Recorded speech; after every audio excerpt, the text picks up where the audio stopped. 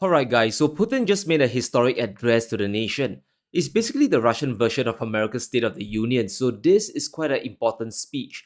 And he covers a ton of topics about the war against the West, about Ukraine, and of course, about the Russian economy as well. And we are also moving dangerously towards a global arms race. So I want to take some time today to break down Putin's statements, and you can sense the anger in his statements, and it looks like Russian resolve has never been stronger. And let's start with the Russian economy. Russia is the largest economy in Europe in terms of purchasing power parity GDP. It's also the fifth largest in the world using the same measure. And this is what Putin said. That puts Russia ahead of Germany, which we all know is deindustrializing.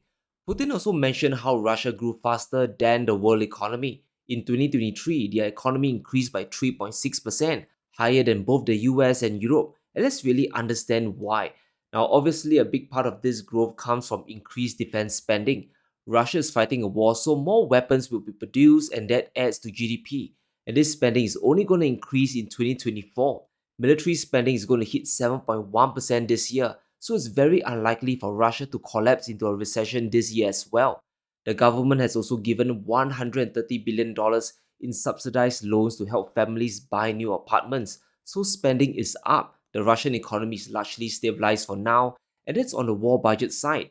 But there's also another important aspect we can't ignore. Russian energy revenues aren't collapsing. We know the G7 imposed a price cap on Russian oil back in December 2022, but fast forward a year later, Russia's income is still at pre-war levels. The world can't divorce itself away from Russian commodities. The income from Russia's seaborne crude has stayed largely the same. It saw a significant dip right after the price cap was introduced, but we are now back to above the January levels in 2022. While it's true that Russian revenues in 2023 has dropped versus the year before, it's not really because of the price caps, it's because the benchmark price of oil has crashed down as well. It's a symptom of a global recession, not really because of Janet Yellen's price cap. In 2022, the average price of Brent was over $100. Russian revenues then were around 11.5 trillion rubles. It dropped down to 8.8 trillion in 2023. That's a 23% drop. However, the price of Brent also fell to $82 during the same period. That was a 19% fall. It's a 4% difference in revenues. While the sanctions forced Russian oil to sell at a discount, the economic hit isn't as big as claimed. Russian crude today is selling at only $2 to $4 cheaper versus other supplies. The days of a $30 discount or even $20 discount are over because China is still importing lots of Russian oil. The world is still busy buying and revenue is still flowing in.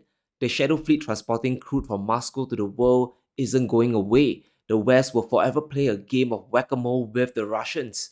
While the G7 is targeting tankers, a ton of tankers has switched to the Gabon flag, and this allows them to evade sanctions until the West cracks down again and they switch flags once again. So this game of cat and mouse isn't going to end. Russian oil is still going to flow to the world.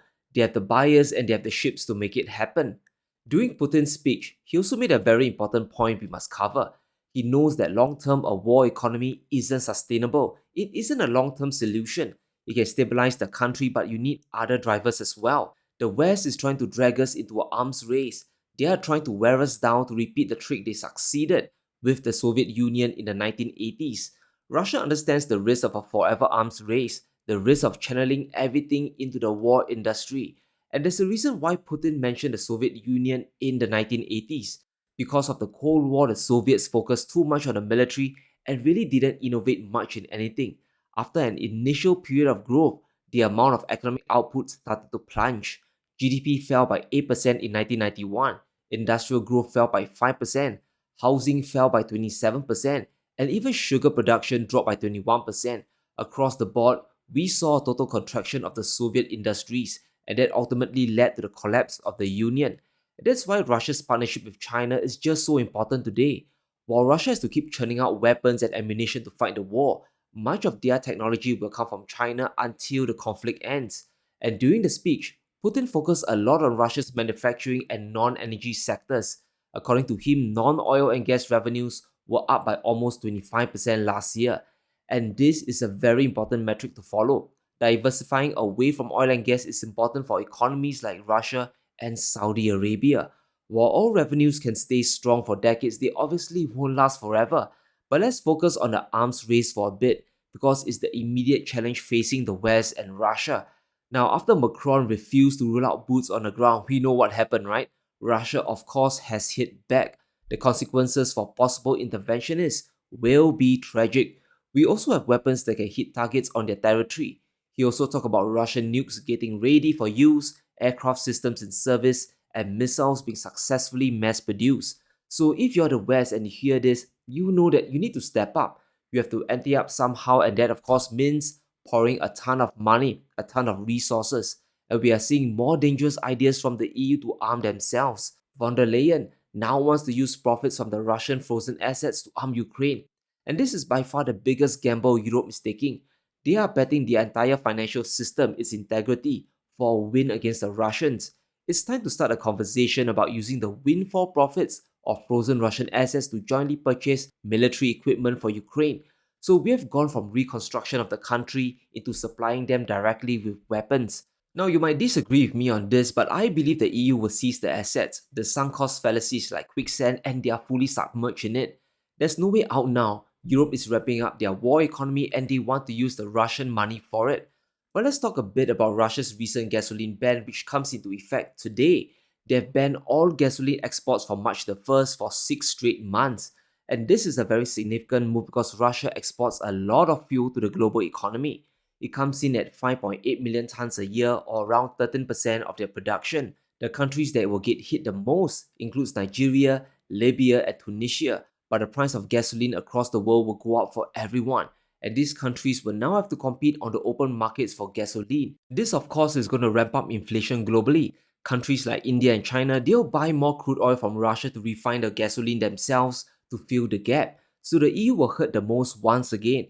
Because of the embargo on Russian oil, Europe now has to compete with the rest of the world for energy imports. So why is Russia slapping an export ban now? By all measures, Russia should want to sell more to bring in revenue. But this move is meant to stabilize their local economy first. Their refineries are going on maintenance and demand is heading up over the summer. In response to the gasoline ban, prices in Russia have fallen by 6% after the announcement. So prices in Russia are going down. Gasoline is getting cheaper, which helps to push down inflation. Now, there's some speculation out there that this is some 3D move by Russia to ramp up inflation in the West.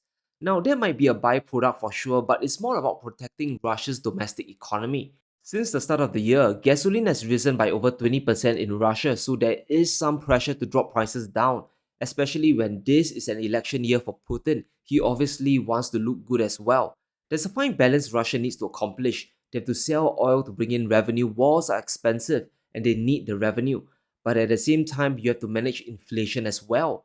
Inflation in Russia is above 7%, and as a result, the central bank is keeping interest rates at 16%. But domestic demand is still outstripping the production of goods and services. Putin has to bring inflation down, and the easiest way to do this is to flood the market with fuel.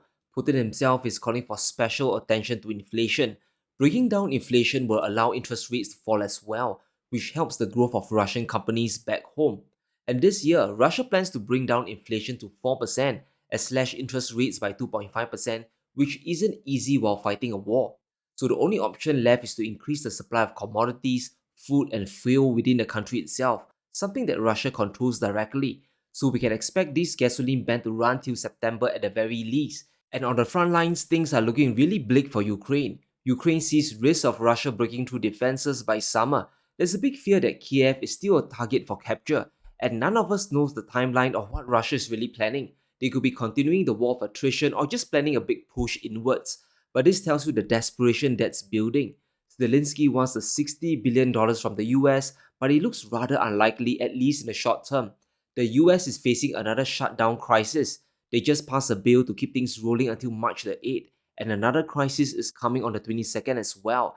And this will delay aid to Ukraine for at least another month, if not more. The last thing Ukraine wants is for this to become an election issue for Donald Trump, because if it does, the aid might never ever come. In a Gallup poll, 55% of Republicans and almost half of independents wants a swift end to the conflict. So 2024 is going to be a crucial year. A Trump win would mean negotiations with Russia, so a peace settlement could be coming.